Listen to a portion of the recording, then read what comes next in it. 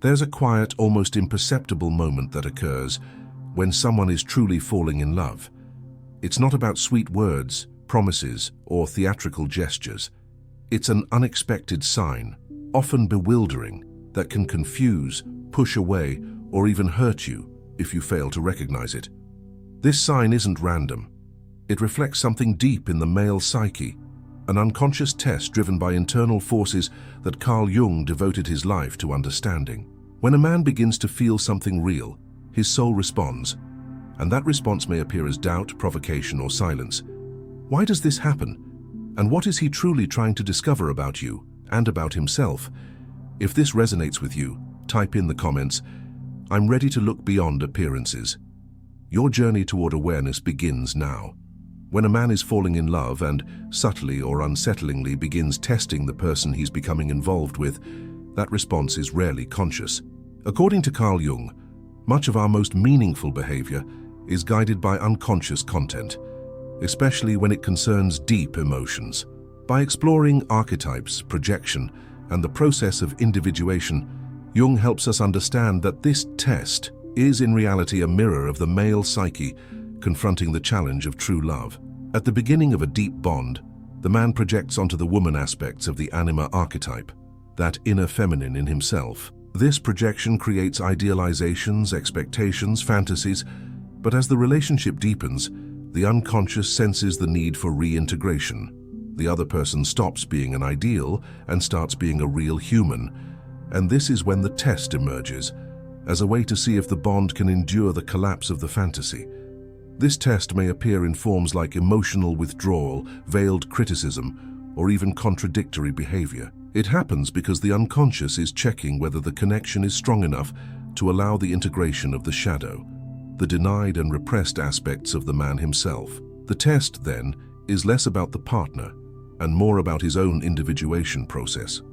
If the woman understands that this behavior isn't necessarily rejection, but rather internal conflict, she can respond with firmness, authenticity, and empathy, encouraging a deeper, more genuine connection.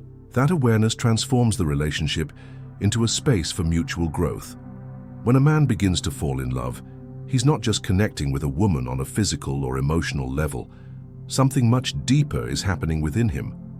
According to Jung, every man holds within his unconscious an inner image of the feminine, called the anima. This figure is shaped throughout life by the influence of his mother, significant women, and emotional experiences with the feminine. When a man experiences the impact of love, the woman before him awakens that internal image, and often he projects aspects of his anima onto her, idealizing her as if she embodies everything he is searching for or believes he needs. This idealization isn't conscious. Overwhelmed by intense emotion and a near magical sensation, he believes he's found someone completely unique. Every gesture from her is read as profound. Every silence becomes an invitation to mystery. Every moment together seems imbued with deeper meaning. In reality, he is not seeing her as she truly is, but as his psyche wants to see her, a symbolic representation of the feminine he needs to integrate within himself. In this context, the anima bridges the conscious and unconscious. It draws the man into the experience of love, not just as a relationship with another, but as an opportunity to rediscover himself. Yet that very initial projection inevitably gives rise to the emotional test. Why? Because no real person can indefinitely sustain the idealized image projected onto them. The woman gradually reveals her humanity, imperfections, limits, individuality, and at that point, the image of the anima starts to crumble, giving way to reality. That transition creates discomfort. The man, unaware of what's happening internally, becomes confused. The woman who once seemed perfect begins to bother him in inexplicable ways. He may pull away, become silent, offer subtle provocation, or act inconsistently. That's the start of the test. But this test is not rational. It is an unconscious attempt to see if the woman can withstand being herself and if the man can truly know her beyond his projections. It is also the moment he unconsciously asks, "Can you accept my humanity? And can I accept yours?" When the anima archetype dominates the man's perception completely, he becomes imprisoned by the idealized image, And when he perceives the gap between ideal and reality, he may feel betrayed, frustrated, or disillusioned. This is when many relationships collapse prematurely, not due to incompatibility, but because the projection failed to transform into integration. The man expected a muse and found a real woman. Jung believed that this moment of projection's breakdown is necessary for the relationship to mature. What follows is an invitation to true intimacy, to know the other as they are, not as the unconscious wished them to be. When the man accepts this invitation, he begins to integrate his anima, recognizing not only the partner's image in her, but an internal facet of his own soul. He realizes it's not the woman who must match the ideal, but that he himself must acknowledge and embrace the feminine within. Thus, the initial test, the unexpected sign in the midst of passion, reveals far more than it appears to. It marks the shift from idealized love to conscious love, from fantasy to reality, from projection to integration. Understanding this dynamic is the first step toward building a genuine bond, where passion isn't destroyed by truth, but strengthened by it. When a man realizes he has genuine feelings for someone, his internal world begins to move intensely. At first, he may seem present, involved, even enchantingly vulnerable. But as emotional connection deepens, something silent and profound starts to emerge: the shadow. In Jung's analytic psychology, the shadow embodies all parts of the psyche that were repressed, denied, or never accepted as part of the self. These are elements that don't fit the idealized image one has of oneself, and precisely for that reason, they emerge disguised, often when love demands authenticity. The unexpected test a man applies to his partner when falling in love frequently stems from his difficulty dealing with his own shadow. As he enters a space where deep emotions become inevitable, he confronts fears long dormant: fear of rejection, losing control, emotional dependence, not being enough, betrayal, giving himself, and then being abandoned. These fears aren't mere insecurities. They are structural aspects of his unconscious psyche, hidden beneath layers of rationality, independence, or emotional detachment. The more intense the passion, the stronger the encounter with these denied parts. And when that happens, the unconscious impulse is to protect itself. That protection may take the form of disinterest, sarcasm, unexpected criticism, cruel questions, sudden absence, or abrupt behavioral shifts. These behaviors don't necessarily mean the man stopped caring. In fact, they often indicate that he's feeling too much. And because he feels so deeply, his shadow begins to sabotage his capacity to surrender as an ancient defense mechanism. Traditional masculinity, still strongly present in the collective unconscious, associates strength with invulnerability, control, and self-sufficiency. Therefore, when a man begins to fall in love, he enters an internal tension between the desire to surrender and the fear of being vulnerable. The test he subconsciously applies seeks to determine whether the woman is safe enough to hold this temporary collapse of his emotional structure. But it also serves to protect him from potential hurt before it even happens. It's as if his shadow says, "If I push you away before I can depend on you, I remain in control." This inner conflict turns the process of falling in love into a true psychic battleground. The man feels he's sharing his inner world with an unknown presence, not just the woman he's involved with, but also the aspects of himself awakened by love. He confronts his fragilities, his need for affection, and the possibility of not being fully accepted. If he lacks awareness, he is likely to project this anguish onto his partner, judging her, provoking her, or even testing her emotional limits to see if she can handle his entire presence, including his darkest parts. The test thus becomes an unconscious dance between wanting to draw close and wanting to protect oneself. If the woman reacts with panic, loses her own grounding, or tries to prove her worth at all costs, she may unconsciously confirm the man's fear that she's not safe. On the other hand, if she responds with clarity, strength, and empathy, without abandoning herself in the process, something begins to dissolve. The shadow finds space to be seen, not as a threat, but as a legitimate part of the relationship. Integrating the shadow is one of the most delicate aspects of individuation. It involves looking at oneself honestly and recognizing that love doesn't demand perfection, but courage. When the man can move through this stage and remain in the bond, He begins to build a new way of loving, more mature, more conscious, more real. And that only becomes possible when he stops fleeing his vulnerability and accepts that it's also part of his strength. On the surface, the test a man applies when falling in love may look like mere emotional games or immaturity. But through Jung's analytic psychology, that behavior has much deeper roots. It is an unconscious ritual of psychic confirmation, a necessary inner movement for the male psyche to feel safe enough to take the next step, true surrender to the bond. That test, in this context, is not rational, deliberate, or manipulative.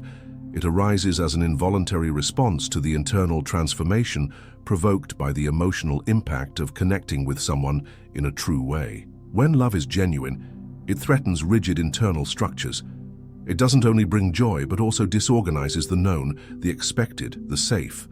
When a man falls in love, he isn't just making space for the other. He's being forced to reorganize internal aspects once under control. The test, therefore, is an archetypal psychic movement, a rite of passage to confirm whether the other is worthy of crossing the threshold of his internal world. This unconscious ritual manifests through often contradictory behaviors.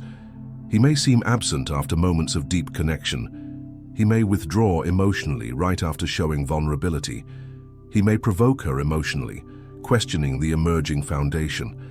These actions disrupt emotional continuity and feel strange, but behind them lies an unconscious attempt to test the woman's psychic consistency. The male unconscious asks, "Will you remain steadfast even when I reveal parts of me that aren't beautiful? Will you stay when I'm not feeling safe? Can you see beyond the surface?" This ritual of confirmation has ancestral roots. In archaic cultures, rites of passage required courage, suffering, and transformation from the initiate. No one was considered ready to enter a new stage of life without first facing a trial. In a similar sense, the man falling in love unconsciously needs to verify whether the emerging bond can withstand this symbolic crossing. It's not enough to feel desire, affection, or affinity. The unconscious demands a symbolic proof of solidity, loyalty, and emotional structure from the other person.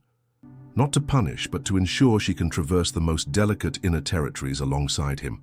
Jung teaches that the unconscious doesn't operate with rational logic, but with symbols, archetypes, and repetitive patterns expressing deep psychic truths. The test is one such pattern. It symbolizes the tension between the desire to merge and the fear of annihilating the self. Love involves vulnerability, which can internally be felt as a threat to identity, especially for a man who hasn't yet fully integrated his anima and shadow. The test functions as a kind of ritual shield that protects the male psychic core, while he symbolically verifies whether it's safe to proceed toward openness.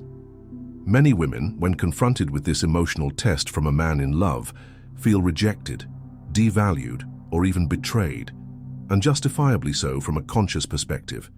Yet, by understanding the symbolic nature of that behavior, she can respond less reactively and more consciously. That doesn't mean tolerating disrespect or submitting to toxic dynamics, but rather recognizing that behind the test, there's a silent request.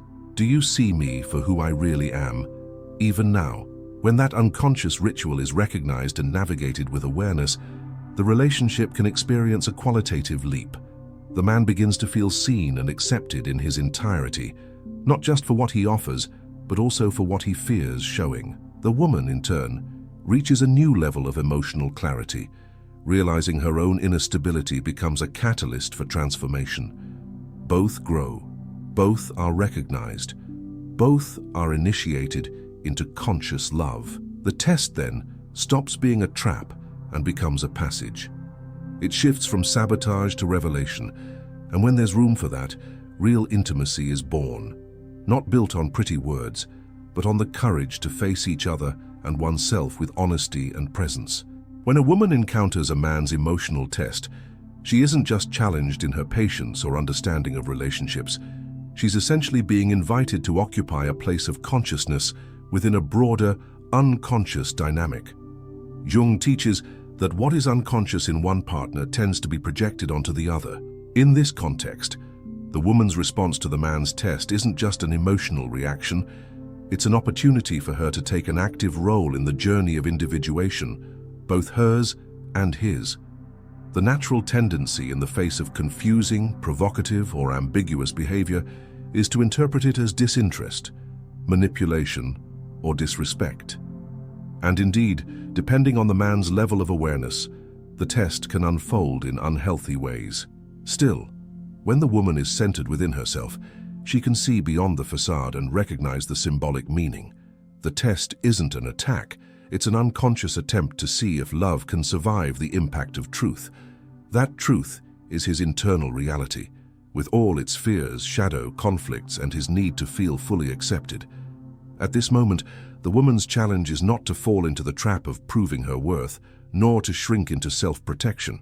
Her conscious response arises from the balance between firmness and empathy, presence and autonomy. It's when she can say to herself, "I see what's going on, and I don't need to react automatically. I can respond maturely without losing myself." Responding consciously to the test means staying whole. It means acknowledging the other's behavior without identifying with it. Instead of trying to please or reacting aggressively, the woman, grounded in awareness, positions herself with clarity. She observes, feels, reflects, and then chooses her response. That may involve a direct conversation, a symbolic gesture, or even an intentional silence that communicates boundaries with calm. This posture doesn't just interrupt unconscious patterns, it also invites the man to drop his internal defenses. When he realizes the woman isn't trying to fit his expectation, nor withdrawing in retaliation, but is present with lucidity, something inside him begins to reorganize. The emotional experience he expected to trigger as a test becomes an opportunity for truth. The shield he wielded to protect his vulnerability starts to fall, not by force, but by the conscious presence of the other. This is the moment when the relationship can become a field of mutual healing. The man feels embraced in his complexity, and the woman recognizes herself as someone who doesn't need to lose her essence to be loved. Both draw closer, not out of need or idealization, but by conscious choice. This is the beginning of a genuine love, born of two individuals who look at each other with courage, without masks, without manipulation, without saviors or victims. Jung called this state conjunctio, the union of opposites at a new level of consciousness. When the masculine and feminine within each person begin to converse, the relationship stops being a stage for projections and becomes a space for individuation. The woman who responds consciously to the test not only contributes to the man's healing, but also advances her own journey of self-discovery. She must meet her own anima and shadow to avoid reacting impulsively. That's the key. The test doesn't have to be an obstacle. It can be a gateway. By crossing it with clarity, dignity, and presence, the woman shows she's ready to love truly, not just be loved. She becomes a partner, not a spectator, a co-creator of the relationship, not merely a recipient of what the other offers. And the man, sensing that quiet strength, may finally lower his guard and surrender, not to fantasy, but to a real, imperfect yet profoundly transformative love. Thus, the test reveals itself to be what it always was, an invitation to depth. And the conscious response of the woman shows that true love doesn't arise from perfection, but from the courage to meet the other with the whole soul and say, "I am here, and I see you." The journey of a man who falls in love is far more complex than the gestures he expresses. Behind the unexpected test, there lies an unconscious movement of deep internal reordering. He stands before the abyss between idealization and reality, between the desire to love and the fear of losing himself in the other. And it's in that abyss that the test arises, a veiled invitation for the woman to show not only that she's willing to love, but that she's ready to love with consciousness. Understanding this dynamic is not only useful for relationships, it's essential for expanding consciousness. When a woman recognizes the symbolic nature of the test and responds with authenticity, she stops being a hostage to doubt and takes center stage in her own experience.